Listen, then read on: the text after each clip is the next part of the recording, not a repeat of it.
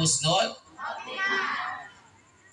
Mudah-mudahan kita semuanya husnul khotimah. Amin. Makanya kita nggak pernah bosan minta ke Allah, merayu Allah supaya husnul. Ya Allah biha, ya Allah biha, ya Allah bi husnil khatimah. Begitu dong dirakit ya. Ya Allah biha, ya Allah biha, ya Allah bi husn. Kalau di dalam ratib al-hadad diajarkan ya zal jalali wal ikram amisna ala dinil Islam, ya zal jalali wal ikram amisna ala dinil Islam. Kalau khatib ngingetin kita ittaqullah haqqa tuqatih wa la tamutunna illa wa antum muslimun. Husnul khotimah adalah harapan buat semua manusia, terlebih umatnya baginda Nabi besar Muhammad. Makanya Pak Amelia, di dalam surat Al-Fatihah itu kita minta ke Allah ihdinas siratal mustaqim. Ya Allah, tunjukkanlah kami ke jalan yang lurus, jalan yang lempeng, yang ada kagak blungkak blengkok. Bukan jalan yang blungkak blengkok. Jalan siratal mustaqim itu yang mana? Siratal ladzina an'amta alaihim. Itu jalan orang-orang yang telah kau berikan nikmat. Makanya dicontohkan, diminta seperti orang yang telah kau berikan nikmat, yaitu kepada orang yang telah mati dalam keadaan husnul, bukan kepada orang yang belum mati. Maaf nih, ngantuk nih, gua ajak serius. Ini kita ngaji dalam rangka maulid. Husnul khotimah itu kagak ada yang tahu. Manusia cuman hanya sebatas ngajak. Ulama, kiai, mulai dari nabi, para rasul, para nabi, para sahabat, para tabiin, atba'at tabiin, para aulia Allah, para ulama, para kiai dan para ustad, cuman hanya sebatas bisa ngajak, tapi tidak bisa merubah seseorang. Betul? Jadi bagaimana? Kita nggak usah sewot, kita nggak usah jengkel, kita nggak usah marah apabila ada orang rumahnya branding dengan masjid, branding dengan musola, kalau nggak ada pertolongan dari Allah mual bakalan mau sholat. Sebab manusia cuma hanya bisa mengajak, tidak bisa merubah seseorang. Nggak jaminan, nih, nggak jaminan pakai kopiah putih, pakai kopiah hitam, pakai kudungan, pakai busana muslim dan muslimah. Nggak jaminan hidupnya itu berakhir akan husnul. Kita ini berpotensi husnul khotimah dan kita ini berpotensi su'ul khotimah. Nggak melulu kita ini baik dan nggak melulu kita itu jelek. Ini kita ngaji. Nih, maaf, dulu. Jadi supaya kita jangan ada kesombongan di diri kita. Dulu ada orang namanya ulama namanya Barsiso, muridnya 6.000 kok bang, itu yang 6.000 bisa ngapung di awang-awang. Kilo lu nggak tahu tuh ngapung tempe nama binatang tuh itu capung.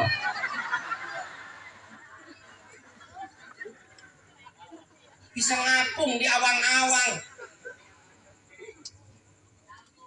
Kita berprediksi, kita berprasangka ini orang pasti akan husnul khotimah. Itu prasangka praduga kita. Padahal husnul khotimah dan su'ul khotimah itu ranah Allah, bukan ranahnya manusia. Itu yang punya Allah, bukan manusia yang punya. Nah akhirnya bagaimana? Barsiso muridnya 6.000 bisa ngapung di awang-awang, tapi gurunya yang nama Barsiso matinya su'ul khotimah, nyembah setan. Dulu ada ulama sebelum Barsiso namanya Bal'am bin Ba'uro, 12.000 muridnya. Itu Bal'am bin Ba'uro sejaman dengan Nabi Musa. Saking hebatnya Bal'am bin Ba'uro, kalau nyangak begini itu aras kelihatan, tapi hidupnya akhirnya daripada Ba'am bin Baura ini bukan husnul khotimah tapi su'ul. Husnul khotimah dan su'ul khotimah itu Allah yang punya, bukan manusia. Makanya kita jangan pernah bosan minta ke Allah, ya Allah biha, ya Allah biha, ya Allah bihus. Ini orang yang 500 tahun Pak RT Om, kata kita nggak maksiat. Nggak maksiat kan ngedelupe ibadah. Bahkan ngebeka ke Allah minta diduduk nyawanya dalam keadaan sujud. Diduduklah dalam keadaan sujud. Apa kata Allah? Malaikat, ya malaikat yang mana ya Allah? Malaikat anu penunggu juru kunci surga. Oh, Ridwan. Wan. Ya, ayo ya. Digeroin sama Allah. Berangkat malaikat Ridwan. Makanya banyak orang nama Ridwan, Pak RT. Banyak. Malik banyak. Lah, Haji Malik Allah. Warung bongkok buset kayaknya. Malik ada, Ridwan ada, nama malaikat. Tapi RT belum tahu warganya namanya Ijroin. Coba warga RT Om namanya Ijroin, buset. Temannya tes sakit kalau waktu Ijroin datang. Ya, udah seorang. Akhirnya apa? Datang. Ya ada apa ya Allah? Ridwan itu orang yang baru saja Pak Kereles. Pak Kereles, itu nggak tahu Pak Kereles. Lil, tahu nggak Pak Kereles? Baru saja mati. Udah bawa aja ke surga. Siap, laksanakan. Langsung. Bang, ya ada apa? Enggak. Ayo mikir teman saya. Ini kemana? Ragunan yuk. Lah emang abang nggak kenal apa sama saya? Iya. Ridwan ya? Lah iya. Mau kemana coba? Saya pegawai saya apa? Surga bang. Udah di rumah saya. Akhirnya itu orang Pak PT ngintil malaikat Ridwan. Nggak tahu ini ngintil. Norak banget. Ngikut malaikat di belakang malaikat. Begitu gerbang sorga udah nyantrong di depan matanya. Ini orang nyeletuk ngomong. Apa katanya? Malaikat, ya ada apa bang? Saya mau ke surga ya. Lah iya, surga itu buset bang. Pakai kacamatanya pakai. Surga tuh surat tuh bidadari terang bidadari. Udah kagak pakai selempak kacang bidadari. Udah kagak pakai kutang bidadari. Oh bidadari aja ngawe be abang ngawe. Nih orang kata kita johir badannya nggak maksiat ya aman daripada maksiat kata kita. Ternyata ada maksiat yang dia kerjakan, yang dia lakukan. Artinya manusia itu berpotensi baik dan berpotensi buruk. Malaikat, ya bang, saya masuk ke surga karena ibadah saya ya yang 500 tahun. Apa kata malaikat? Bukan. Abang mau masuk ke surga karena rahmat dan ridhonya Allah, bukan karena ibadah abang yang abang lakonin selama 500 tahun. Oh, biasa wae itu malaikat. Ngebengos. Kalau begitu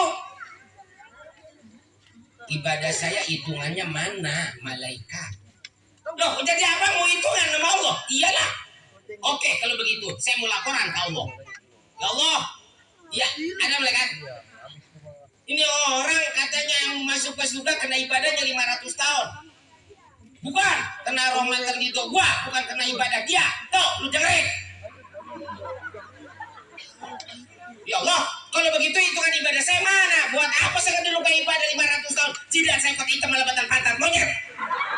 Buset lu ngelawan. Malaikat, ya Allah, ambil timbangan. Kita timbang ibadahnya 500 tahun. Bisa nggak ngebalas satu nikmat gua?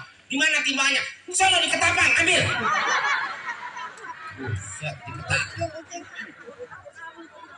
Begitu ditimbang ibadah 500 tahun, ditaruh satu nikmat Allah, nikmat mata, ngejelengit eleh. Artinya bagaimana? Ibadah 500 tahun nggak bisa membalas satu nikmat Allah, yaitu nikmat mata. Akhirnya bagaimana? Karena ini orang nggak bisa membalas satu nikmat gua dengan ibadahnya 500 tahun, malaikat, ya Allah, seret nih orang kemana? Neraka. Oh, malik, loi, loi, main HP baik, mari, seret nih orang ke neraka. Jadi bagaimana? Nih, mata nggak maksiat, kuping nggak maksiat, lidah nggak maksiat, hati nggak aman dari maksiat. Apa?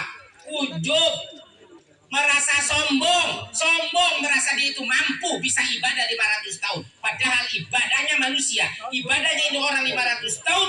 Karena memang adanya pertolongan Allah. Kalau tidak ada pertolongan Allah, nggak bakalan bisa sujud ke Allah. Biar kata kaya raya, kalau nggak ada pertolongan Allah, mau umroh, mau haji, takut mati jatuh dari kapal teh. Padahal yang namanya mati kagak kudu mungkin jatuh dari kapal. Kadang jatuh dari ayunan dia bisa mati. Wah, ilok. Kalau ayunannya di atas tower teh, ilok kagak mati.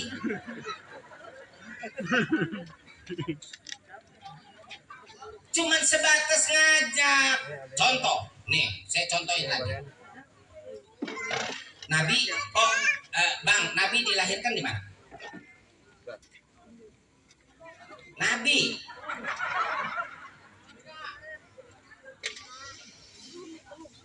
di mana? Nabi dilahirin di mana?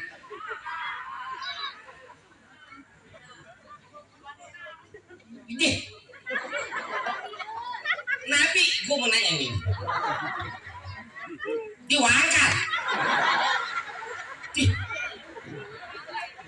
mauliduhu bi Makkah wa hijratuhu bil Madinah wa sultanuhu bisyam.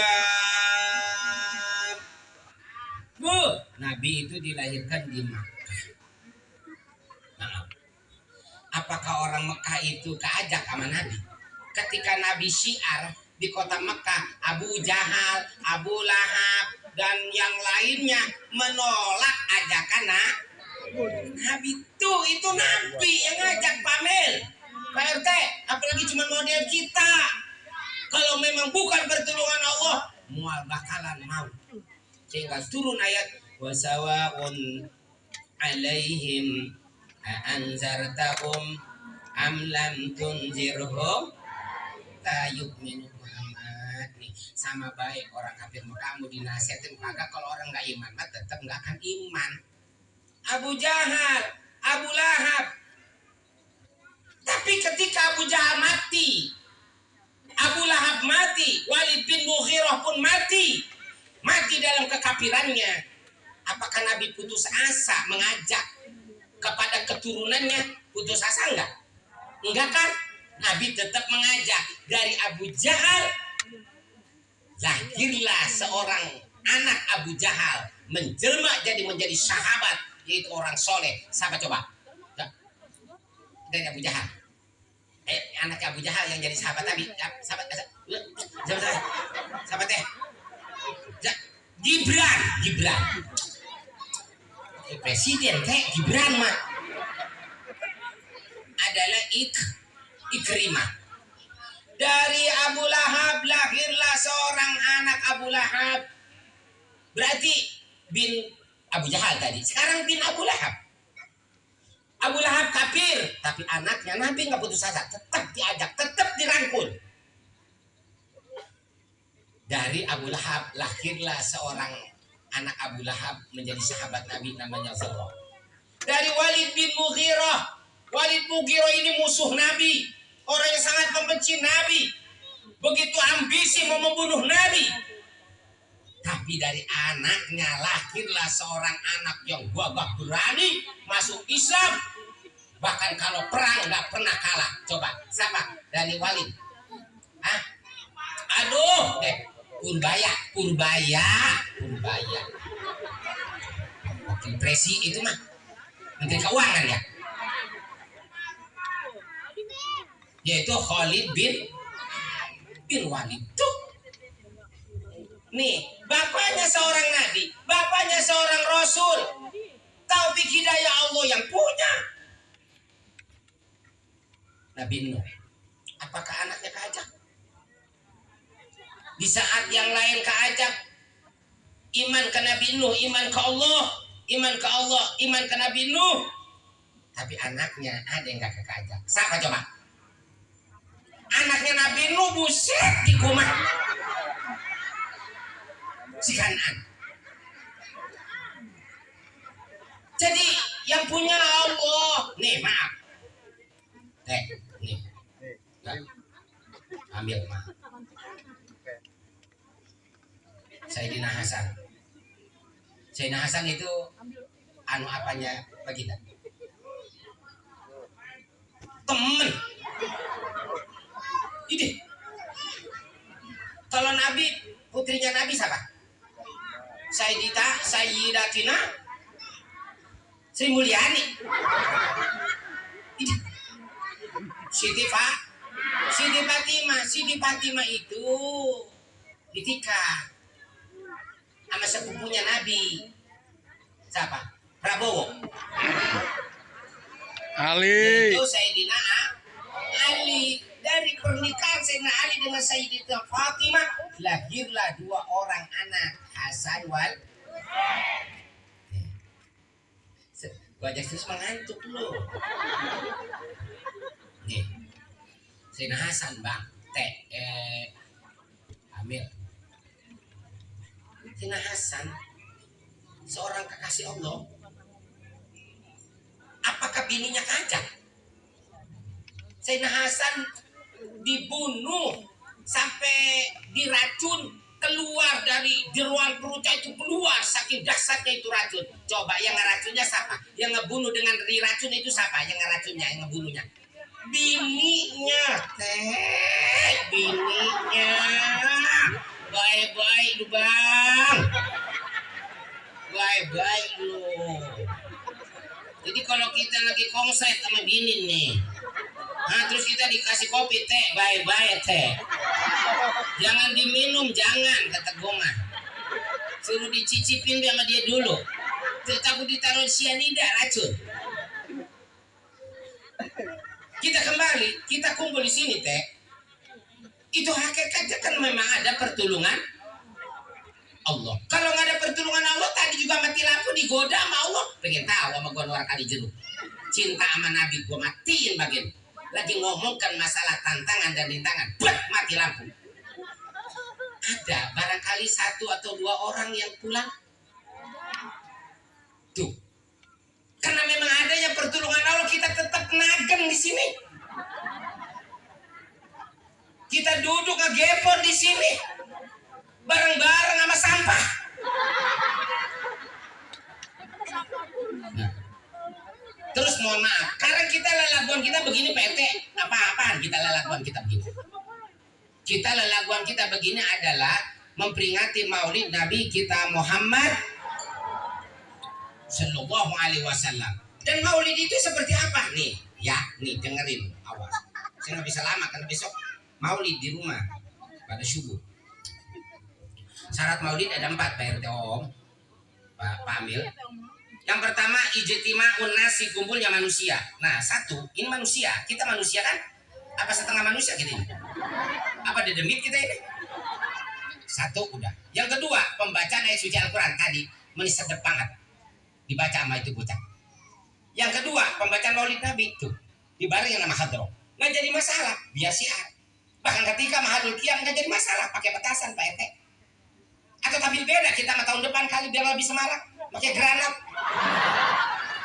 Ayo kita lempar-lempar, jebrak semua kita.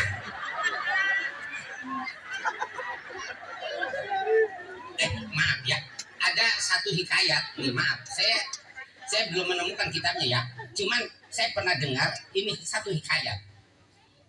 Kalau di Yaman di di Yaman, di Hadrul kalau maulid itu ketika mahalul qiyam ya, sajidan syakiran hamidan ka'annahul badru fi tamami, kan pada berdiri itu toh.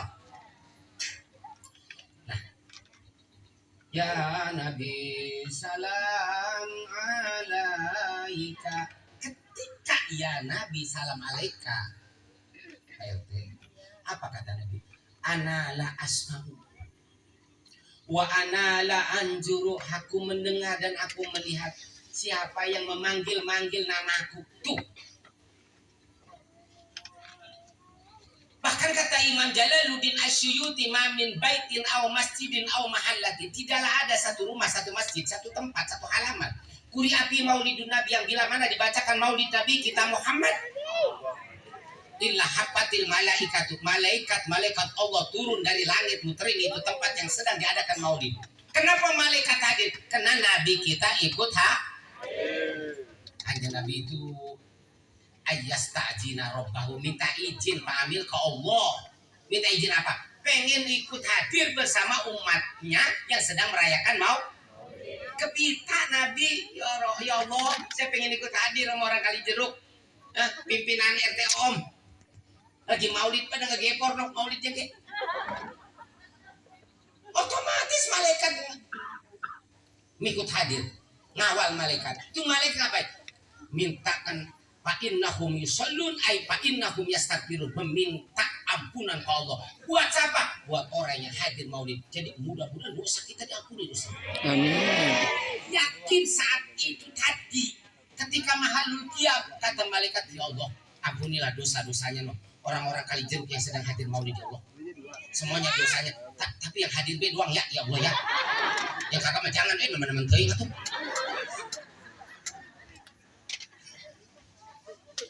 Ini diceritakan ketika mahalul qiyam di daerah di negeri Yaman itu pakai senjata laras panjang.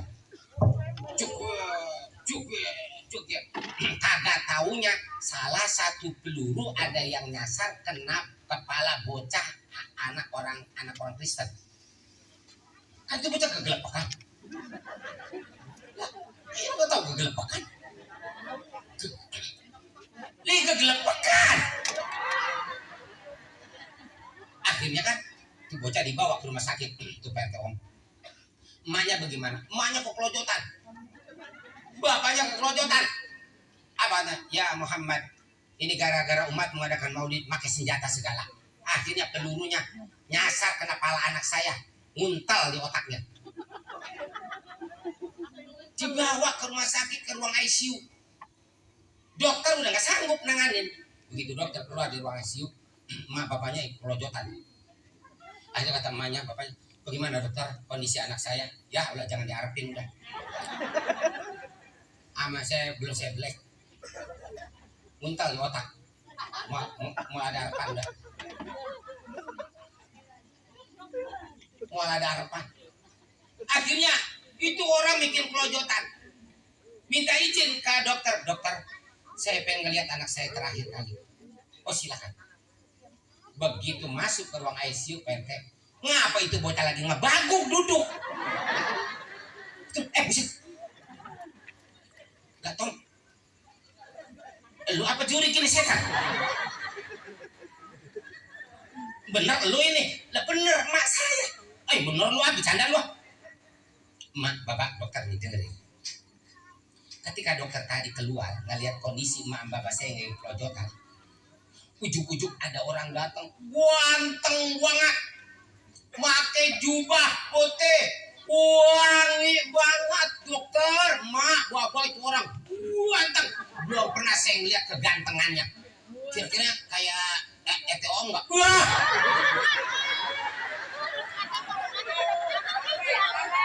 Terus sih. Terus itu orang bagaimana?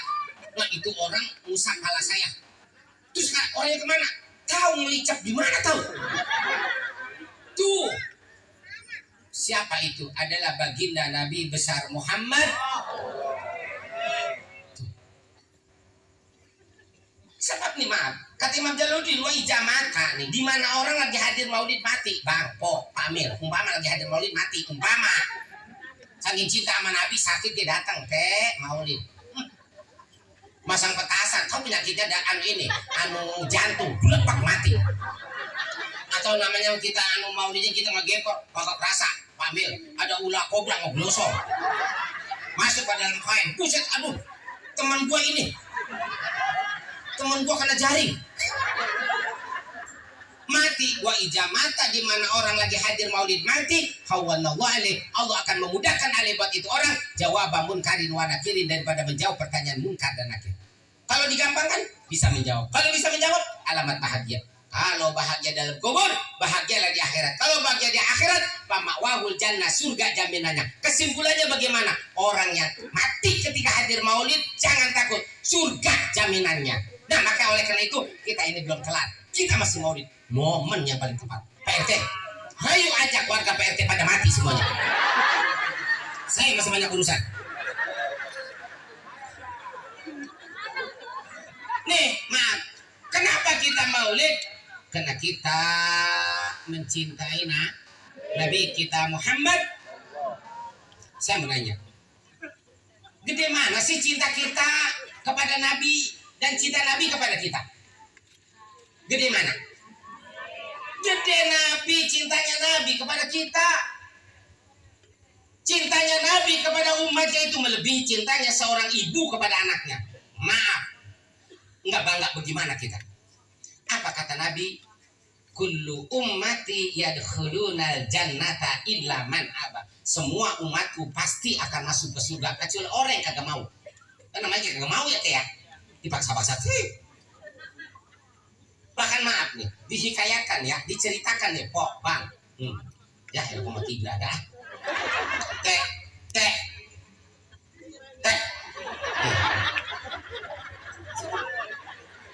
Tapi nggak sadar loh, ya, Teh.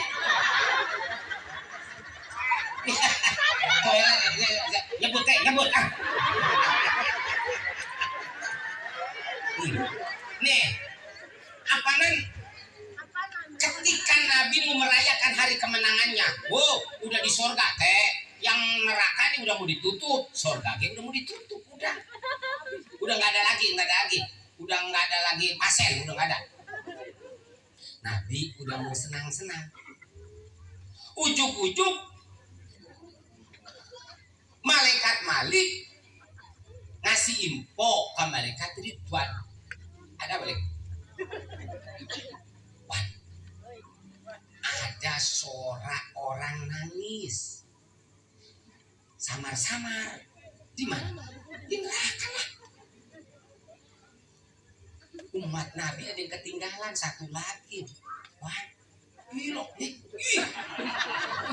Orang ini kedengeran. Dicariin lu, buset, udah dicariin bebas, kagak ketemu. Aduh, ini gimana kita? Nih, Pak, kasih tahu ya, Pak. Akhirnya malaikat Ridwan bilang lagi ke malaikat Jibril.